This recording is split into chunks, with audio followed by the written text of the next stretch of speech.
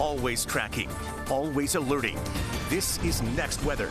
All right, our broken record continues for tomorrow with the timing of the rainfall, but it will not be the same because the rainfall that falls tomorrow morning will be heavier. We've got some more moisture in the atmosphere and an agitated atmosphere upstairs, so it's an upper level disturbance that's going to enhance our setup here. I still think we're dry in the afternoon. That prevailing east wind will still push the storms over to the Gulf. A little bit weaker on Thursday, so what that means for you and me, the storms will hang out a little longer. The sea breeze will take its time going through the metros, and so we have a better shot of accumulating rainfall for not just tomorrow, but on Thursday as well. I think the peak of it will be Thursday. It's hard to know that when you have 50-50. It's just backward as far as where activity is going to be. So that's why we show you rain trackers so you can plan your day, and then lower rain chances coming up for the weekend. It's all this disturbance here. The upper lows upstairs, and so what will happen is like colder air up above, right? And as the thunderstorms grow into that, they will tend to produce frequent lightning, and you also get some hail with that, along with the potential for even some strong to severe wind gusts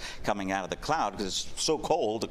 Cold air is denser, so once that downdraft comes down, because the air is denser, it's faster moving, and so all of a sudden you get these wind outflows that really can even cause some damage at times. So that's the setup here Thursday as well, and we'll put that on Next Weather Rain Tracker the hour by hour with a morning commute that will be wet, at lunch hour that will be wet, and then a dry evening commute for tomorrow before we get on the wetter side coming up for Thursday. In the tropics, we've checked off the list the A storm. It's a rare thing to have an advisory that goes out for a tropical system in the morning and then have the last one occur that same day at night, and that's what we have with Andrew. You can barely see it. The last few images from the visible here as the sun went down depicting a swirl of an empty system up north, and so the Hurricane Center is not going to be tracking anything. There's nothing to track. Next 7 days look quiet as well. Nothing on the horizon. Rip currents back to moderate. We were high today, so that's an improvement there. And we're still looking good on the water with no issues for the Atlantic waters